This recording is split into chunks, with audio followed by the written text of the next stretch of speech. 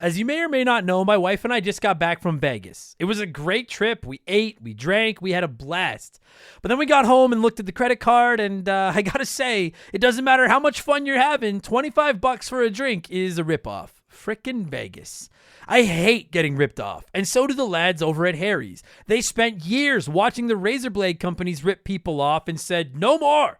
Not all heroes wear capes, my friends, and they want to prove that they're legit by offering you hot dogs a $13 trial set for just $3 at harrys.com/RTG. I've been telling you about them for months, and I'm genuinely proud to have Harry's as a sponsor of this show. I wasn't kidding. The plastic, futuristic-looking crap razors you get at the store are overpriced and they're poor quality. Harry's blades are crisp, clean, and classy. They're the kind of razor you'd expect your grandpa to have on his bathroom counter. And most importantly, they work. Shave after shave, they're so smooth, they're precise. I used to go through the crappy store blades all the time, but Harry's are built to last. And they're not just better quality than the other names, they're more affordable. And they deliver. Just set your schedule, and for as little as $2, new blades, shaving creams, lotions, everything you need, right to your door when you need it. I genuinely cannot think of a reason not to try Harry's. And I'm not just saying this because they're sponsors. They're the best shaving supplies I've ever used. Try them out, and if you're not happy, your shave's on them. And unlike the other subscriptions, they're really easy to cancel if you want to too, which is a nice bonus, but believe me, you're not going to want to cancel. Getting ripped off isn't funny. Switch to Harry's. Get started with a $13 trial set for just $3 at harrys.com/RTG. That's harrys.com/RTG for a $3 trial set. Hey guys, just a quick note about this week's episode. I recorded it on the road a little while ago, and being the incompetent podcast host that I am, I didn't bring my headphones to do a sound check while we were recording. And so the sound is a little off this week because I am a lot louder than my guest because he's a well-spoken, intelligent individual and I'm me. I can't fix it. I did the best I could, so I apologize in advance if you guys find the volume a little off. I'm aware of it. I'm going to try to fix it in the future, all right? It's a free podcast hosted by a broke comedian. What do you want? With that said, enjoy the show, you guys. Remember the Game is brought to you by my website, abcomedy.net. As you may or may not know, I'm a comedian by night, and as much as I love talking about old video games, telling jokes is how I actually pay my bills. So please check out my website. In addition to old episodes of this podcast, you'll find my blog, videos of my stand-up, all of my upcoming shows, and my contact information.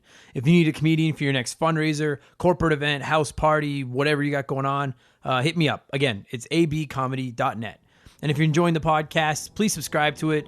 Please leave us a good review. And most importantly, please tell a friend.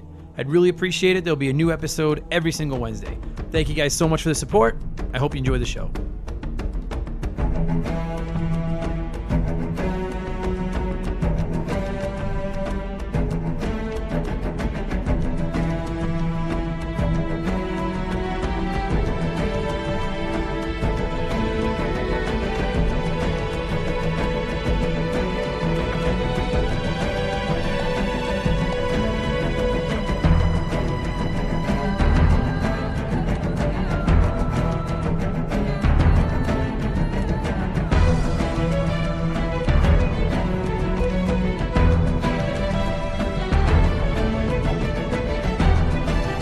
What's up, everybody? Welcome back to Remember the Game, my retro gaming podcast, where every week a buddy of mine and I sit down and geek out about a game from back in the day. My name is Adam Blank. Thank you so much for listening.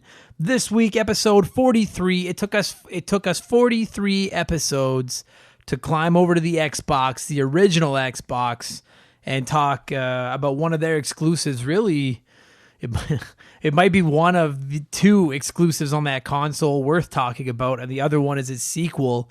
Today we're talking Halo Combat Evolved. Who didn't like it?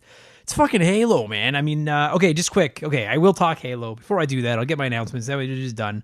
We're on Facebook, facebook.com/remember the game. We're also on Twitter and Instagram. You can find us at Member the Game, just like Remember without the RE at the front. Follow us. We follow everybody back. Reach out and say hi. That'd be really cool. I'd appreciate it. Just like Jeffrey did, reached out to me on Facebook through our Facebook page last week from Virginia, just saying that he's been listening to old episodes, catching up, and he's really enjoying them. So, dude, those messages mean the world to me. So thank you so much for saying hey and telling me you appreciate the podcast and you're listening. That's fucking dope. Keep going. I hope you listen to this one. Otherwise, you didn't catch your shout out.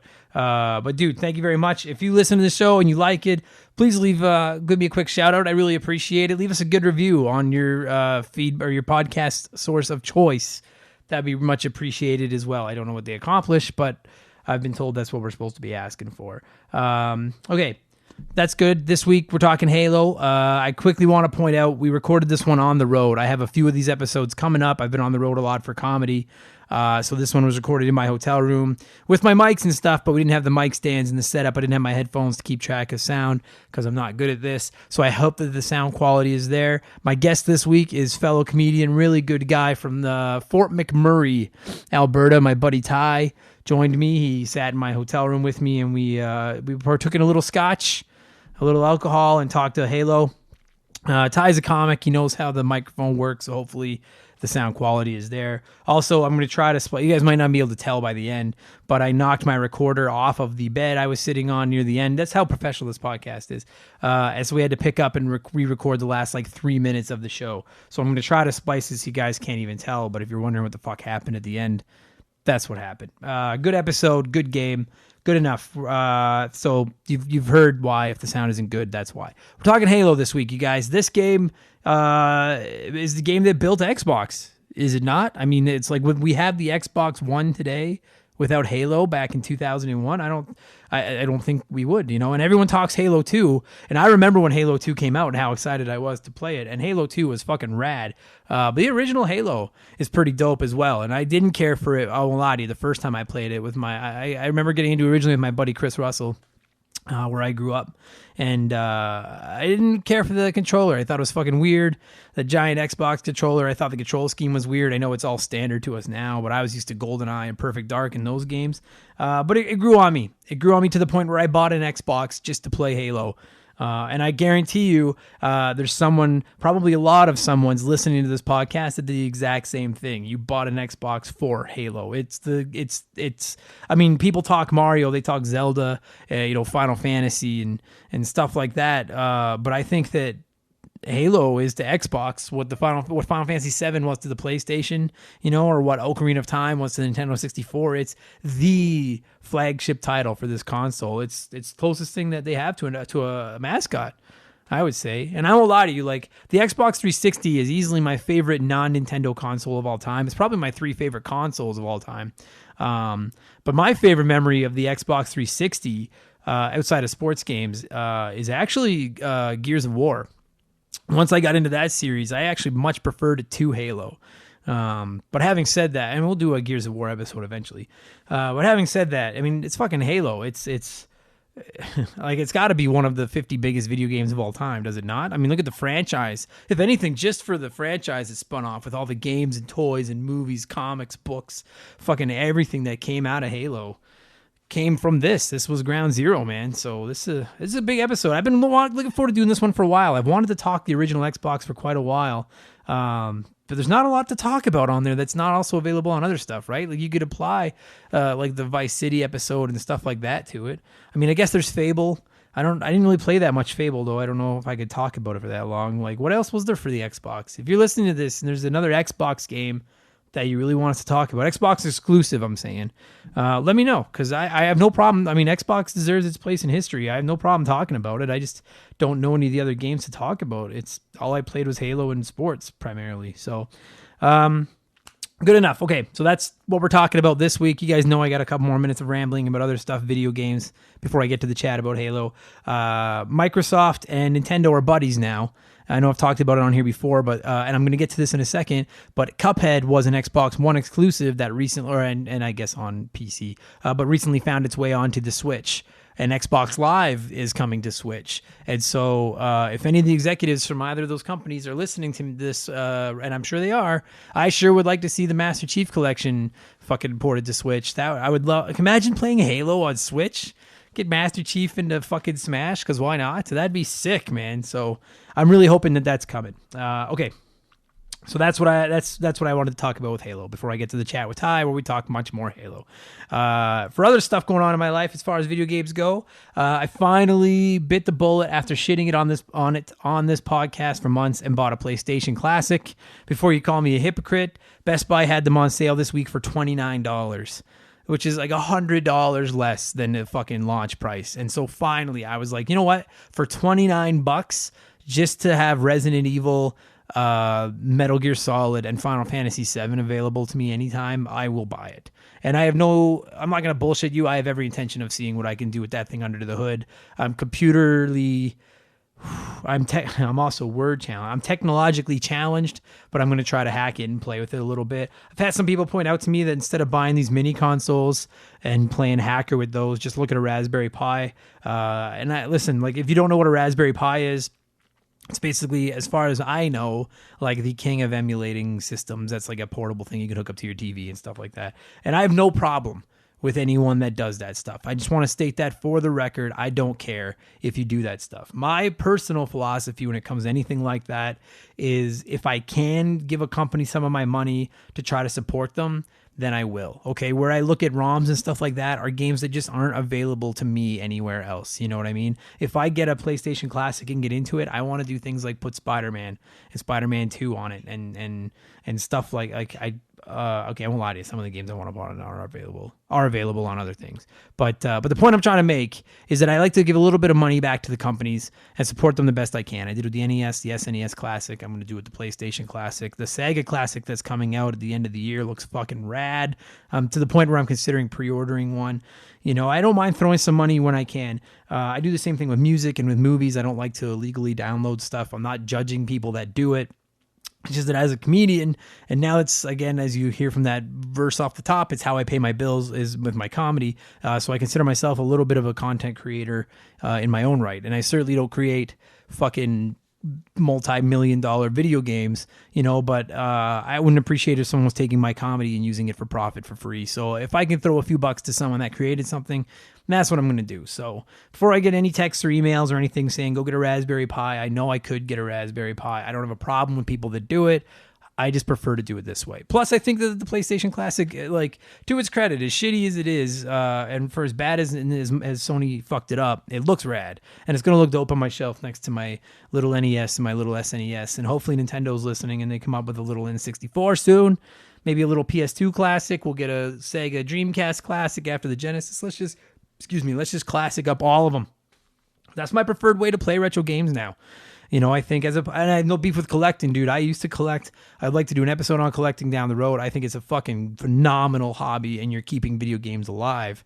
I won't lie to you. Maybe it's because I'm getting old and cranky and I'm getting soft, but I prefer when I can use save states and things like that. I don't mean to spam them all the time, but it just makes life so much easier than fucking having to play for 3 hours to find a save point, you know? So what you can do on the point of that is, like, with the NES and the SNES Classic, that's what you can do. Anyway, blah, blah, blah, blah, blah, blah, blah.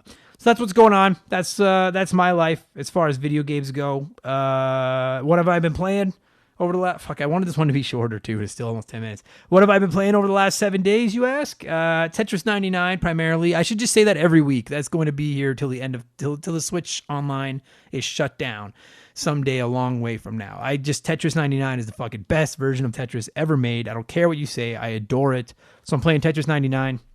Still grinding through Shining Force. I've been talking about it on here for a few weeks. Tactical RPG on the Sega Classic Collection on my Switch. It's fucking awesome. It's not that it's this long. I just only put a couple hours a week into it. I throw it in, play a little while, and then turn it off. But it's fucking rad. There is an episode on Shining Force upcoming on this podcast. 1,000,000,000%. And I am playing the aforementioned Cuphead, which, if you don't know, is a original, like I said, Xbox exclusive. It's on PC now. It's on Steam, on Switch. It is a shooter action kind of game. I don't want to call it a platformer. It's more along the lines of like Contra, I guess, that style of game. But it's pretty much entirely boss fights. There's a few levels. It focuses on the boss fights. It is absolutely gorgeous. It's like a 1930s cartoon. They've got the music with the scratchy sounds on it. They've got the scratches on the screen. They look like an old cartoon film. It's got the same style of like text and everything. And it is magnificent. It's hard as fuck, but I love it. I'm almost done it. I'm going to go back and try to 100% at least some of it. I adore it. I fucking adore it. It's perfect. It's a masterpiece. So if you've got a Switch or an Xbox One or a computer, play Cuphead. I fucking beg you, play Cuphead. It's so good. And just quickly, and I think I've ranted about this on here before, but like indie games have become my niche. Like I love like cheaper indie games more than I like most AAA titles at this point, to be honest with you. And when you look at my Switch alone, which has become an indie haven, it's basically replaced the Vita as the place to go for indie games as far as a home console, if you're not going PC goes. Like The Messenger, Hollow Knight, Shovel Knight, Guacamelee 1 and 2, what the fuck am I playing right now? Cuphead. They go on and on and on. Celeste. Like, I know I'm not even giving all of them credit. Indie games are just phenomenal. So if you're looking for something to play on any system, on any of the main consoles or on PC, if you're looking for something to play and you don't want to drop $60 or $70 to try a game, I fucking beg you, just try an indie game. You know, there's a billion of them out there. Do a little bit of homework. You'll find consensus lists that are listing off the top 10, 15 games at any given time. And I'm telling you, they're so good. Oh, Into the Breach is another one. They're so good. So try them. Try some indie games. I'm telling you, you will not regret it. There's so much love put into them. And if you're a retro gamer like I am, and you probably are if you're listening to this, there are so many retro throwback style games right now that are just magnificent. They're just, imagine if the NES or the SNES hadn't died, or the Sega, and people were still making games for them, but they had the knowledge that the game design knowledge that they've acquired over the last 20 years. That's what some of these games are. They're just fucking perfect. Some of the best games I've ever played are indies on the Switch and the PS4 when I had one. So try them. Just try a couple. They're cheap. You know, you're not out anything. Just try them. And SteamWorld Dig. Try those ones too. That's another one. I could go forever. Good enough.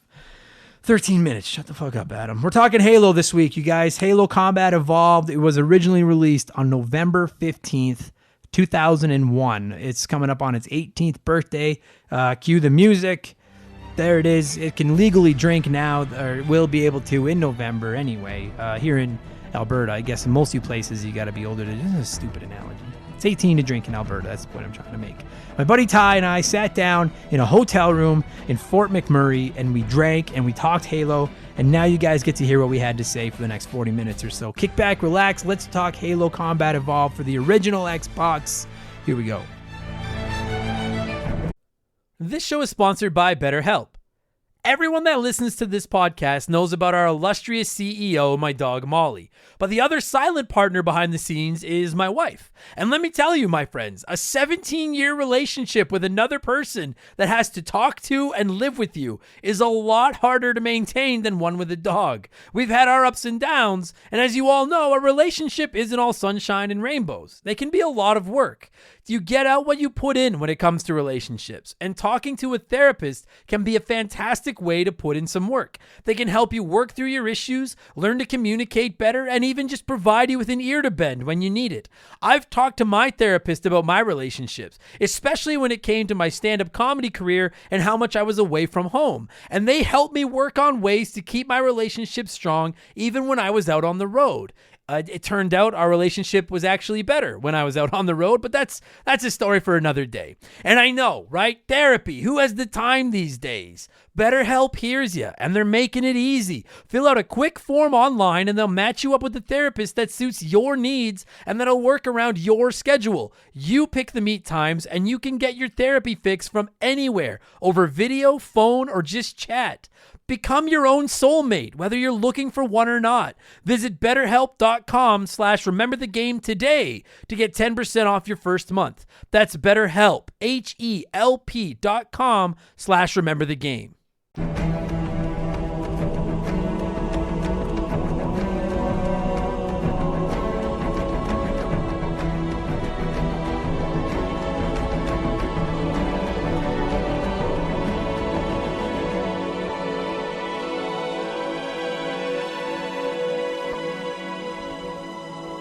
Okay, so we're recording. I think this is one of the first times I've ever done this outside of going to BC with my nephew, but I'm on the road. This is Remember the Game on the road. We are sitting in the Stonebridge Hotel in beautiful Fort McMurray, Alberta, and I'm joined by fellow comic Fort McMurrayan, Mr. Ty Brandt. How you doing, buddy? I'm doing well, man. Thanks for having me. Thank you for coming over. Ty is a alcohol I was going to call you an alcoholic, but no, you're not an alcoholic. But you know your scotch, you know your whiskeys. And so he's hanging out with me in my hotel room, and we're sitting here drinking before the show tonight because welcome to road life as a comic. Drinking scotch and talking video games. Is there a better way to do it? This is the life, right? It's the fact that either of us, much less both of us, have a woman in our lives is defying the odds. So... And I think we're both lucky enough to have women that support our stupid dreams. Yeah, it's true. Isn't that the truth? That's very hard to find.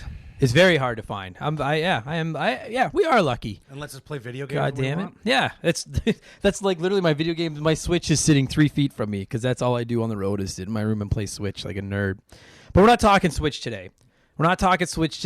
I think, if I'm not mistaken, but I don't know what episode this will be going up, but this is our first ever trek to the original Xbox on this podcast. Wow. You're the maiden voyage. And if I'm being honest, I can't imagine another game on the Xbox we'll talk about, on the original Xbox, with the exception maybe of the sequel to this game, because today we're talking Halo Combat Evolved, which for my money is the game that, I won't say built the Xbox, but it's the game that kept the Xbox afloat. That's for fucking sure.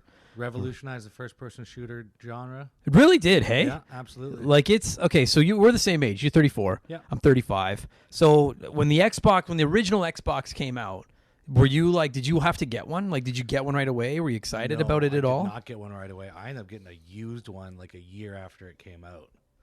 Was that right, eh? Yeah. It was at a garage sale of someone whose mother was upset with them. So I'm selling all your video games, and I just happened to be the lucky kid that got there first. Oh, nice. Yeah. Nice snag. Yeah. It's funny because, like, the Xbox, I've had a couple of drinks. I think I'm okay. My timelines might be off, but if I'm not mistaken, when the Xbox came out, like, there was a four-headed dragon in consoles for a while because it was the PS2, the Xbox, the GameCube, and the Dreamcast were all on the market at one point. Yeah. I'm pretty confident that's true. And then obviously, as we all know, the Dreamcast was the video gaming cannot support 4 consoles. It couldn't then, it can't now. And we won't get into the whole Google thing. That doesn't matter. All I'm saying is 4 consoles are too many. And I remember when Microsoft announced the Xbox, and I was one of many people that was like, yeah, okay. It was like, sure, yeah, right. A whole new console, right? I mean, because you have to remember, like, the PS2 was the king of gaming at that time, right? Like the PS2 handedly won that generation, right? Like, it's one of the, if it's not the greatest selling console of all time, it's like top 3 or 4. Like, it's a fucking, that was a monster. And then the GameCube was rad for what it was. If you were a Nintendo person, you liked the GameCube. And then Sega, people were skeptical of the Dream. I mean, it's too little too late because now people look back at the Dreamcast and they're like, what a great system that was. And nobody had one. But it was for its time that no one could afford. Right. Well, yeah, that was it. And Sega had just fucked up too many times. And I think people had given up on Sega. But when Microsoft entered the equation, I know I was one of many people that were like, yeah, okay. And then when they released that Xbox, dude, like, the console was a fucking brick. Like, that thing was huge. Yeah. And then do you remember the original controllers? They were so fat and heavy. It was that, like, my childlike hands had problems dealing with them. It was the that has to be the biggest console controller of all time. I think it gave me like a whole complex about my penis size. Yeah. It was really awkward holding that. That thing was huge. They did eventually release the S. The S controllers. The smaller one, yeah. You know, by the time I got my hands on an Xbox, I got the S for the smaller controllers, which was a great controller, by the way. The small original Xbox controller. But so the big Xbox controller. We are talking Halo, I promise. We've never talked Xbox on here, so let's talk a little bit of Xbox. My buddy Chris had one. I remember my buddy Chris Russell getting one and going over to his place to play with his Xbox, and that fucking controller was so goddamn big. And I was just like, what? Especially when you look at not so much the Dreamcast controller, because I think the Dreamcast controller kind of sucked, but the GameCube and the PS2. Like the PS2 controller has the PlayStation controller has remained largely unchanged through 4 generations. More or less, it's the same shape. Just might be a little bit bigger for vibration. Little tweaking, little polishing. The buttons have stayed the same, right? Essentially, and it is, by all accounts and purposes, as close to a perfect video game controller as you can hold. Like, it's the PlayStation. And I'm not the world's biggest PlayStation guy, but the DualShock is incredible. Like, those controllers are perfect. And I think most people that played games in this era would argue that the GameCube controller, as odd as it looked, was a really good fucking controller, especially coming off the Nintendo 64 travesty. Controller thing? Yeah, like the GameCube controller was rad. So when Xbox rolled out this fucking football, everyone was like, "What the fuck is this?" But then they re-released a smaller one and they nailed it. Do you like my first memory of playing Xbox is playing Halo at my buddy Chris's house. Mine isn't. Mine was actually Fusion Frenzy because I had to play games I could play with my sister. Sorry, if you guys, I don't know if you guys are gonna pick up. I don't know if we're picking up the sirens, but if we are, yeah, we're in Fort Mac. They're not coming for us. They're not coming for us. So it was playing Fusion Frenzy with your Frenzy, sister. Yeah, because my sister and I, when we grew up, we were playing like Mario Kart together, and we bet 25 cents on each game. We play the battle, and like 75 cents for your 3 balloons, 25 cents a balloon. Yeah. So we always just play games like that together. So when we got the Xbox, it was on the family TV. We didn't have our own TVs in our rooms type thing. Right. So I had to share, and Fusion Frenzy was our go-to game. All right. Just like a party game. And then when she wasn't around, that's when I got into Halo. Halo, yeah. It like, I mean, it's to this day. Like, I mean, I think there's. We're 2 generations past this now because there was the Xbox 360 and now the Xbox One. I don't know if people still instantly associate. I mean, obviously, when you hear Halo, you associate it with Xbox because it's Microsoft exclusive, you know. But it wasn't. It was also released on Mac. Right. Like, yeah.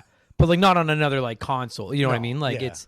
I mean, I don't know if it's still like. I mean, personally, when I think of Xbox, like the original Xbox, it launched with Halo. Yeah, it right. launched simultaneously with Bungie Studios. That's the game really I think of. off, You know, yeah. I mean, to me, I think of that, and I think of Fable. Yeah, I didn't. I remember Fable. Yeah. Right, but Halo was the fucking thing, right? And I know that Halo still sells big. It has slowed down. It had the hype just isn't there like it was during Halo, Halo 2, Halo 3. Halo 2 was fucking. We could do a whole nother episode on Halo 2, but the original one, yeah, like it like. I was never a huge shooter guy either. No. Yourself, no? But it was. I think it was the first time I ever got to play multiplayer with friends. Yeah. Besides like Goldeneye. Goldeneye, right? But like you could actually do like proper sniping. You had good 360 view, up and down, y-axis, like everything, right? And then you had vehicles. You could fly. They're Banshee. You could do everything. Yeah. Like you could do so much. And so it was a huge jump from anything we'd done before. Totally, because like I agree with you. Like I know some people will have say that they played like Doom and Wolfenstein and stuff on computer. I never got into those games. You know, to me it was Goldeneye and it was Perfect Dark on the Nintendo 64. Yeah. Right. And it's funny because like I haven't played either of those games on a Nintendo 64 in 20 years, and I guarantee you, if you hadn't played a game like that in that long and you picked up one of those controllers and tried to play one of those games today on the Nintendo 64 with that controller, you would be like, what the fuck is going on? Like the controls would make no fucking sense. But at that time, sluggish. right. But at that time they did make sense. And Halo, if I'm wrong, gaming nerds can yell at me. I don't remember ever playing a first-person shooter, especially on a home console like that, with the dual sticks, with that control that we all just know and use now, right? Where like the that left joystick through Halo, right? Where the left joystick moves you forward, moves you backwards, and strays left and right, and then the right joystick controls which way you're looking. Yeah, right. And aim. Yeah. And I remember playing it for the first time at my friend Chris's, and I could not wrap my head around those fucking controls because I was so used to Goldeneye and the Nintendo 64, and I hated it. I was like, this is fucking stupid. This makes no sense. This is not going to work. Like, fuck. And now, literally 3 hours ago, I was laying here playing Doom on my Switch with those exact same controls because everyone knows those controls now, right? Just the go-to. I think Halo, like, I mean, we'll get more into the game in a second here, but like Halo deserves its spot on not only... I would argue that it is one of the greatest games of all time, and it's unquestionably one of the most influential games of all time. It's the game that launched Xbox, which I didn't think would work. I know I'm not alone in that. And people don't want to admit it, but when Xbox first came out, people were like, yeah, okay. And now, like, the Xbox One has faltered a little bit, but there's no question Xbox is gaming, right? It's synonymous with gaming, right? Absolutely. Yeah. They cut out their market. Unquestionably, yeah. The Xbox 360 destroyed. Like, that was a phenomenal system. I think Xbox was they introduced Xbox Live. If I'm not mistaken, that was before PlayStation ever had networking. Totally. I would argue that to this day, Microsoft has the Xbox Live online what's the word I'm looking for? Format, like their system, the way they have it set up is still the best in at least in console gaming. Yeah. It's the best online service available. It's perfect. Yeah. And Halo is the spring point for all of that. Halo is fucking ground zero for what became Xbox. Like it's really what they and then so they deserve a lot of credit for what they did for Xbox, and they also deserve a ton of credit for what they've done for the first person shooter genre. Absolutely. Right? Like I mean, I would argue that you wouldn't have Call of Duty and all of the, at least not at the levels they are now, without Halo, because Halo ushered all that. Like Halo was so big. Yeah. And once you got used to those controls, and not everyone's an idiot like me, some people figured them out right away.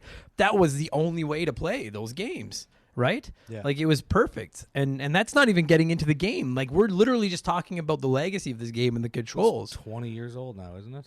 Yeah. It is. It's got to be around 2000, 2001, somewhere in there, I think. That was 99. It might be. Like it was. I remember being in high school, like when I was playing this. It was a while ago. So I think that we've jerked off all over Halo for long enough just to talk about its legacy. When you get into the game itself, my first thought when I think of Halo is single player, or not necessarily single, but campaign. Story driven. It was right. Yeah. I would say less single player and more campaign, because you could play campaign 2-player and it was fucking awesome. It was so fun. Dude, it was the fucking best. So and I may be wrong because it's been a long time since I've played this game. You and I were talking about this last night at the show, but if I'm not mistaken, the basic story of Halo is they find this fucking thing, this ship or whatever you want to call it, up in the stars, the Halo. Yeah. And Master Chief and Cortana. I was going to say Coralta, and I knew that wasn't right. Cortana. Master Chief and Cortana, if I'm not mistaken, think that the Halo is a weapon for the Covenant. It was. Which is the enemies that you're fighting. Then if I remember the backstory, it was that the Covenant was like a religious group of different aliens that had come together to fight the Flood.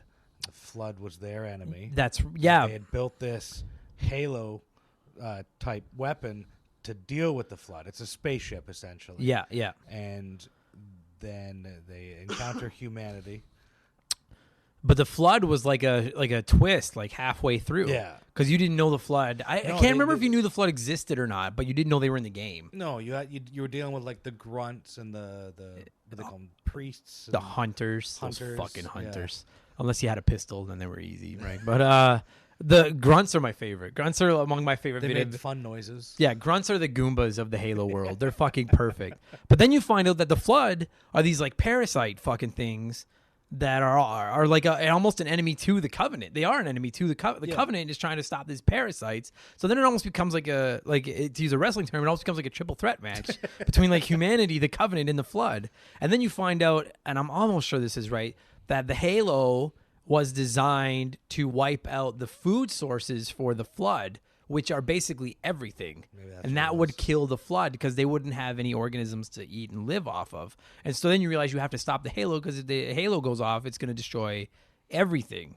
If I'm wrong, if we're wrong, someone is listening to this and losing their shit. But it was something along those lines. It didn't matter. The storyline was there and it was cool, but it was more about the gameplay. That had good lore that went on to make movies and books and man-made, complete novel series and fan-made YouTube show, Red vs. Blue. But at the end of the day, like as cool as the story was, it was there to just progress or to keep the gameplay going. You know what I mean? But I enjoyed it. It was one of the first games too that ever had like high-quality cutscenes and stuff. So you felt like you were playing a movie. You really did. Yeah. You really did. It was like, and you know what? Like I was watching a couple videos of this game, getting ready for this podcast today. Like, I mean, the cutscenes look dated. They still look okay, but they look dated as they should, you know. But I mean, but like the gameplay itself, like it still looks good today. Yeah. You know what I mean? Like, and to me, that is the holy grail of Halo is the gameplay, the combat in that game. Once you get used to the controls, which again may seem no easy now, they fucking suck back then. That is so fun. Every time you get dropped into another area of combat, like I'm playing Doom right now, like I said, and I'm not shitting on Doom because Doom, like. Doom is the godfather of first-person shooters, you know what I mean? But playing Doom to this day, the new one that I'm playing, it's the one that came out like a year ago. It's paint by numbers. You walk to an area, and then there's a bunch of demons, and you fight the demons. Then you move to the next area, then you fight the demon. You know what I mean? And they're just all the demons are just running at you. There's no strategy. There's no nothing. Halo, and this is a game that is 20 years old. There's some strategy involved. Like Absolutely. the bad guys have a phenomenal AI. Your partner, whenever you're teamed up with the other human, like not human players, but when you're teamed up with allies like humanity, like the computer-controlled humanity, they actually have kind of a brain. Like they'll help you. You know what I mean? And to me, that's the fun part. They drop you into these. Like when I think of Halo, I think of being like. Remember when you're on like the outside? And you're like in the trees and stuff like that, like outside of some of the Covenant ships, fighting all the there's so much room to run around, and there's so many different types of bad guys that are all employing different strategies. The grunts are running around and hilariously screaming and stuff like that. But then but then you've got like you get dropped into these battles with hunters, and suddenly shit gets really intense where they're just these huge tanks that are like.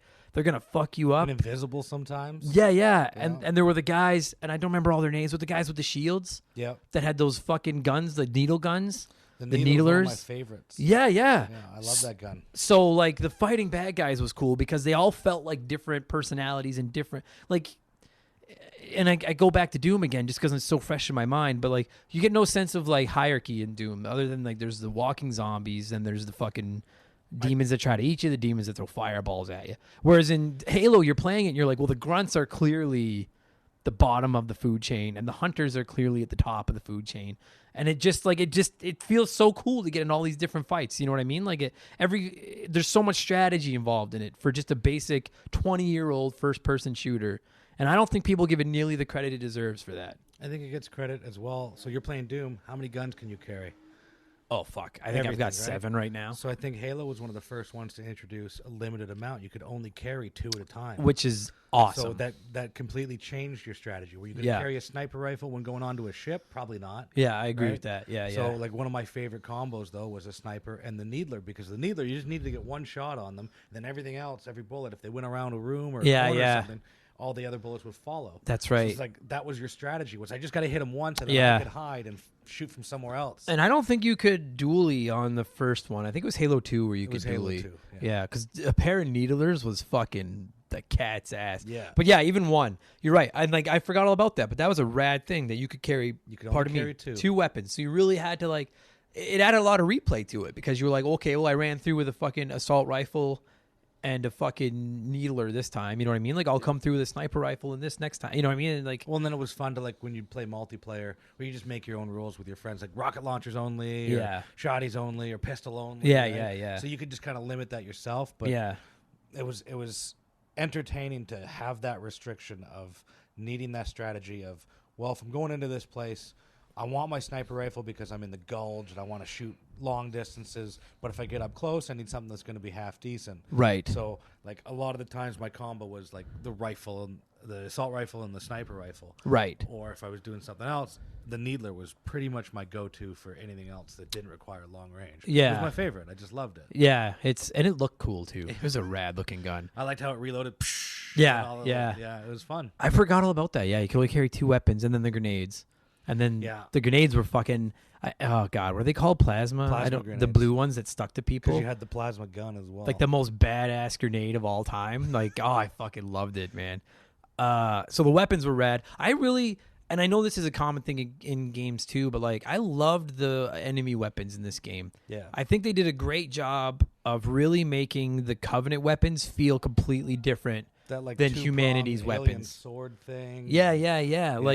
Like when you were playing with a human weapon, it was just a gun. It was a gun that shot bullets or whatever, or rockets or fucking, and that was your weapon. But when you got a hold of a Covenant weapon, it really did feel like, and they did such a great job of making them look different, making them sound different. The way they reloaded was different. Because it wasn't like a powder-driven projectile right. like any other rifle. You could get didn't the Covenant have like those? Almost like they were pistol weapons that would overheat if you shot them too much, so you had to watch it. That's what I meant, was it would overheat, and then you'd see the 2 pieces pop out. Yeah, the two steam still come like out. yeah. Like that's just like little details that they didn't have to do, but just gave it such a phenomenal feeling of atmosphere. You know what I mean? Absolutely. You were using their weapons, and their weapons felt just as powerful as ours. So then you were like, holy fuck, like these guys can bring the heat. You know what I mean? I Like think that was another thing that Halo had done that others hadn't before, is that they had made it that each gun had more power or less power, different advantages and disadvantages, so that you'd have to use that strategy. They were very distinct. Whereas before, it was just like you have everything. Yeah, a rocket launcher is a rocket launcher, Right. a pistol's a pistol. Right. But when you combine them in different ways, you know, I'm not going to take out that tank with a pistol, but I'm not going to take out that guy with a rocket launcher. Right, yeah. So they added that element. You're right. You know, yeah, so many games, like, to me, basic, like, first-person shooting 101 is the pistol is the default weapon that just, you know, pew, pew, pew, right? And then there's the assault rifle where you basically just hold shoot and tee off on people. Shotgun is great for up close because it spreads and blows everything up. And then the rocket launcher. I posted something on Facebook the other day. Rocket launcher explodes everything, but I am almost a guarantee to kill myself with a rocket launcher before I kill any bad guys in any video game. Fucking guarantee. But that was just like that was just classic gaming guns. And you're right. This one really took each one, and then the sniper rifle and stuff. But this one really did a great job of like, these are the perks of this one. These are the fallbacks of this one. Even the pistol, like the pistol could zoom in, right? Like the pistol, you could not full-fledged sniper, but you could like go like 2 times or something with it, right? Yeah. That was really cool. Like it was just, what a great fucking game, you know? And then you throw in the grenades. And then this is like such a little thing. I just wrote this down because I didn't want to forget to touch it. I don't know why I found this I love the flashlight in this game. You could hit the white button on the Xbox controller and turn on your flashlight. And I just thought that was so fucking cool. Because you never really needed it, but it was the option that it was there. It just made it feel more like you were Master Chief. You know what I mean? Like that was the evolved of the combat. Yeah, exactly. They gave you more options to feel more into the character. And then, like, so we get off on all the weapons. You get off on all of the alien weapons and on all the strategy because the aliens fight you in different ways. And you need to combat different enemies in different ways and everything. And we haven't even mentioned the fucking vehicles. Oh, right? Like, and I can't remember if you could drive all of them in the first one or some of this got added in the second one. You could drive the because there were the warthogs, the tank, the banshee, and there were the ghosts. Which one was the ghost? Wasn't the ghost? Oh boy, someone's listening now.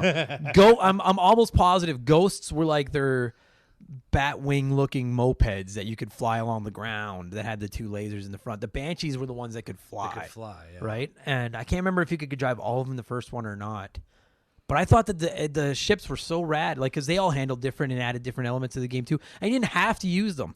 Like in a lot of games, you hit points where you have to get in a vehicle and fucking get away from something or something. And I know there are parts where you have to use them. Yeah, but whenever you get to like a huge area of combat, the area is so big, the vehicles are just laying around, and you can go grab one if you want. And if you think you're better off without one, then don't go get one. You know. Yeah. And the Warthog, like I'm a Jeep guy, I fucking love Jeeps. The Warthog was so rad. And we'll get into it in a second. One of the fun things was playing campaign 2-player because one of you would drive the Jeep or the Warthog, and one of you would be on the gun in the back, and it was so much fun just ripping around these fields full of aliens shooting at you, and just being like, go over there, and trying to you could take that thing almost you could take it almost anywhere, right? And it was just so much fun to play. That was so rad. I went to a car show once and they had built one. Like it was a custom. Oh, that's sick. Real life, full size Warthog. That's pretty awesome. Rad. They're like the vehicles were so much fun, and it's another thing. I can't remember if this was in the first or the second one. I want to say this was in the second one, but where you could steal an enemy's vehicle while they were driving it, and then they could do it to you as well. Remember, you could jump on the ship. Grand Theft Auto style? Yeah, you could jump on the ship and like throw them out and then take the ship from them, like the vehicle or whatever from them. And like all that shit just made combat like it never got boring and repetitive. Like you never dreaded fighting in this game because there was always so much shit going on that just made it so much more fun. You know? Fucking vehicles are so good in this game.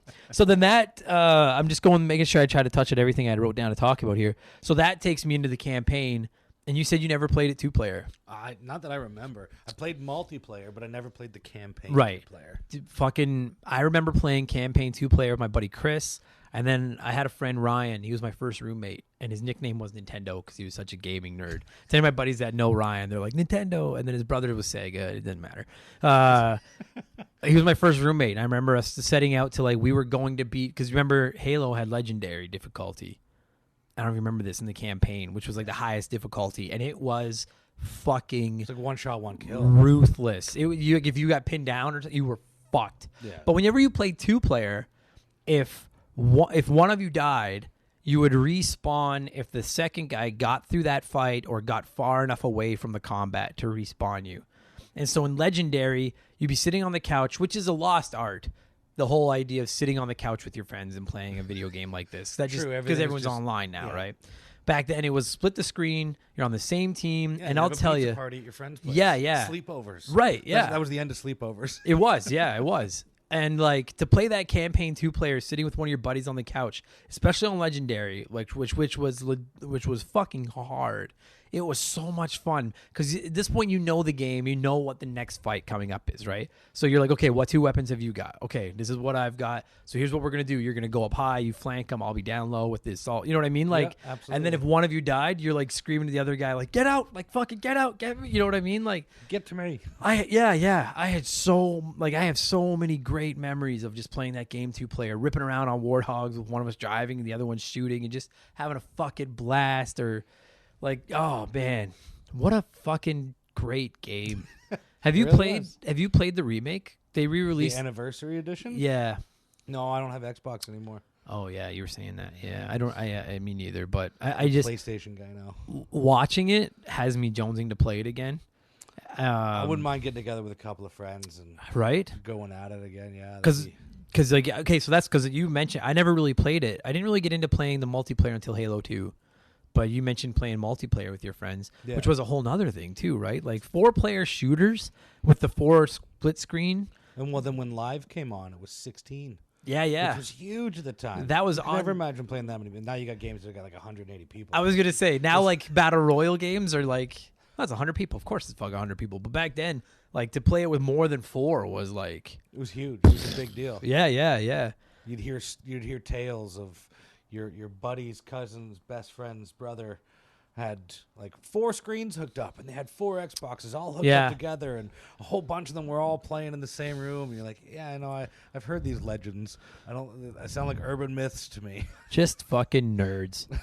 But yeah, it was so. But it was like good times, man. Just playing like 4-player split screen and yelling at each other for screen watching. That was a big thing.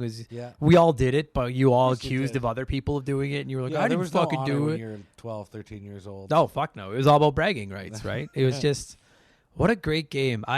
Dude, I'll tell you, if I had a podcast when Xbox launched, I would have done an entire episode about why it won't work and about how Xbox isn't going to work. I was like, doomed to fail. Yeah, I was like, they're a brand new kid up against 3 incredibly established brands in Nintendo, PlayStation, and Sega. They have no chance. And I even probably would have shit on Halo the first time I played it because I didn't like the controls, and I was like, I don't understand the hype. It was new.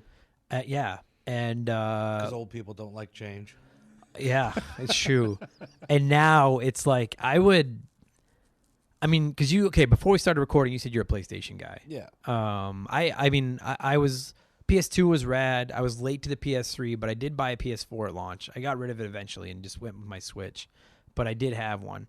I bought an Xbox One, literally played Gears of War 4, and then sold my Xbox One. I've never played Gears of War. They're great. Like if you're listening to this and you've never played the Gears of Wars and you have Xbox 360 or an Xbox One, absolutely highly. They're really, was a launch really title with it though, wasn't it? I don't think it was launched, but it was basically the title that it might have been for the Xbox One. I don't think it was on the 360, but it was like the first big exclusive, like new exclusive on the Xbox 360.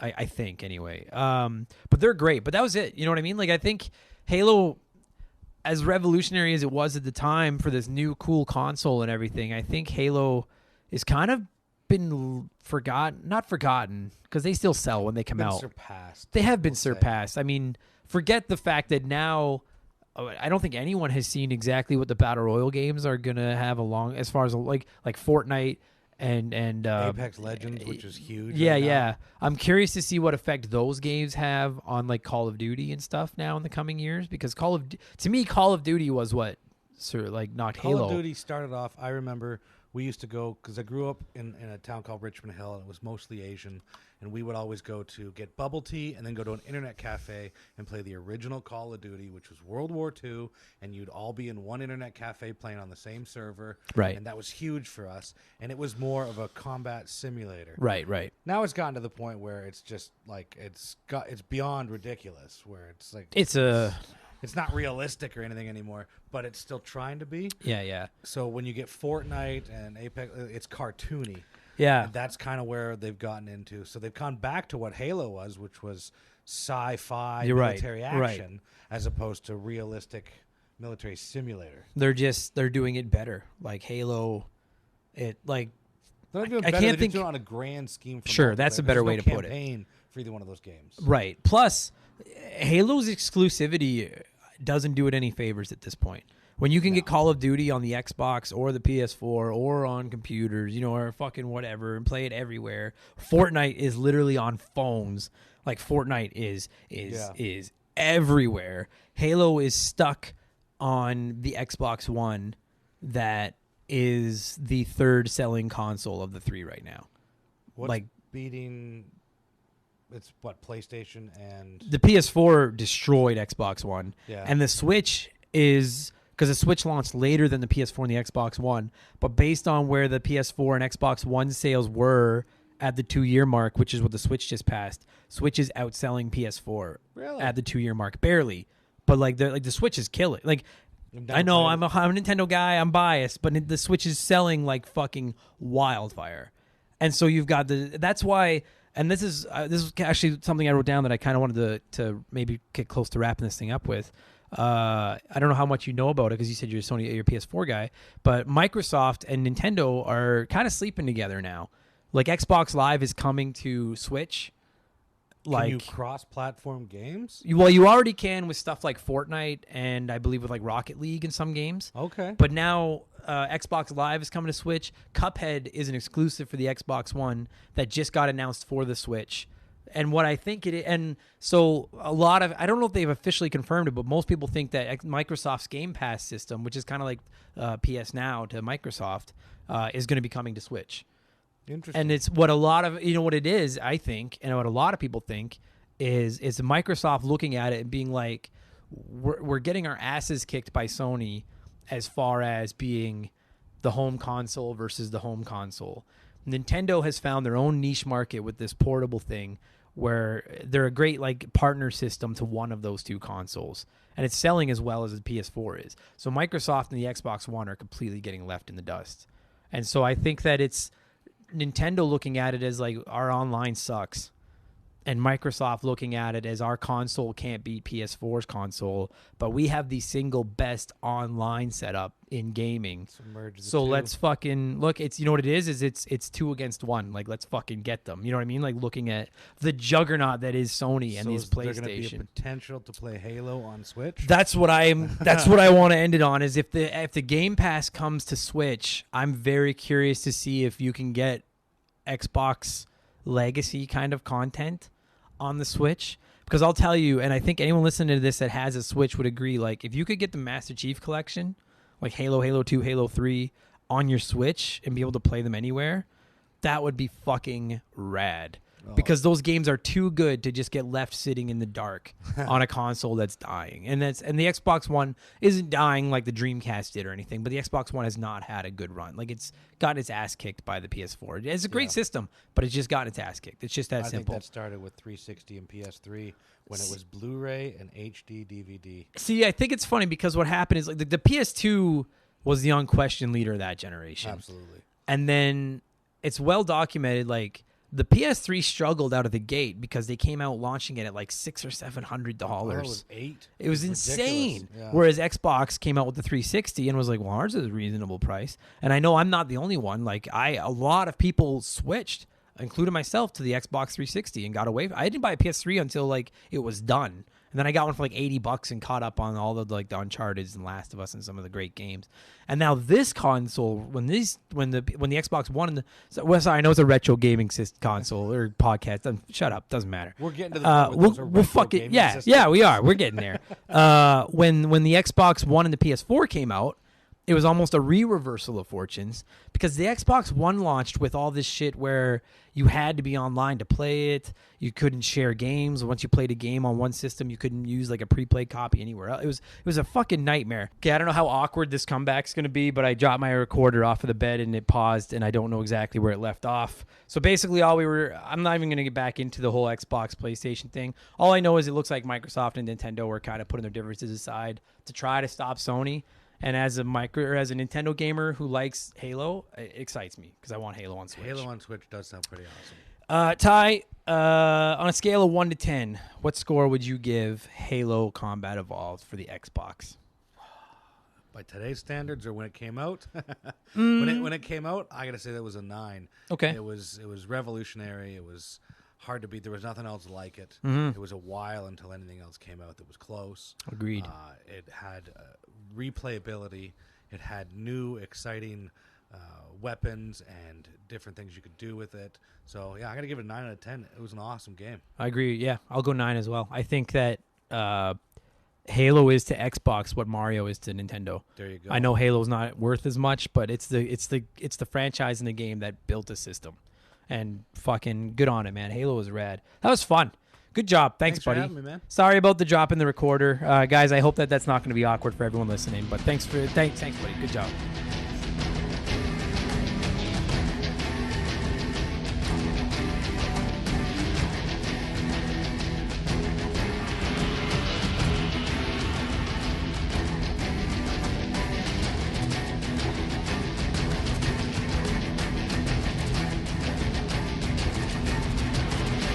That's going to do it for this week's episode, everybody. Ty, thank you so much for talking Halo with me, and all of you, thank you so much for listening.